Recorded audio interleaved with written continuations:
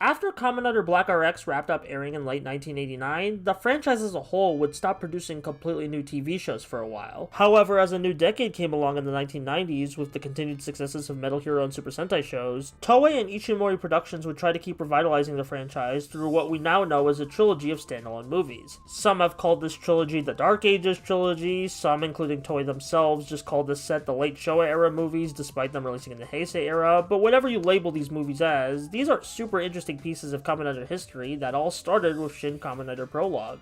Shin Kamen Rider Prologue was made to celebrate 20 years of Kamen Rider through a more aged-up take on the original concept. For one of the original creators, Shotaro Ishinomori, in his own words, this is his truest Kamen Rider, his favorite interpretation of the concept. Now, one of the great things about a franchise like Kamen Rider to me is that over the years, there's been so many different and valid ways a variety of production crews have interpreted the core concept of the franchise. So while some might hear that and get really weird and over-analytical over that statement, I just think it's a neat fun fact. Besides, not one person is responsible for something being peak or garbage. It takes multiple people to make something even halfway decent. And with all that being said, on my first viewing, I thought the movie was kind of boring and sauceless outside of the final few fight scenes, which had top-of-the-line special effects, but as I rewatch and think about the movie over time, I've grown to appreciate it for what it is. I think the film still could have used better character work, it's pretty flat in that regard, but I've come to respect the story for its grounded, almost mundane tonal build-up the first half has that leads to a gross but awesome visual feast in the second. Now, the title of the movie being Shin Kamen Rider Prologue implied this was only the beginning for our monstrous hero, especially with an ending that showed our hero caring for his newborn mutant baby. One of the most sad and striking ending visuals in the franchise to me. Kamen Rider's had its sad and adult moments before and since, but something about this tragic step into fatherhood our hero is taking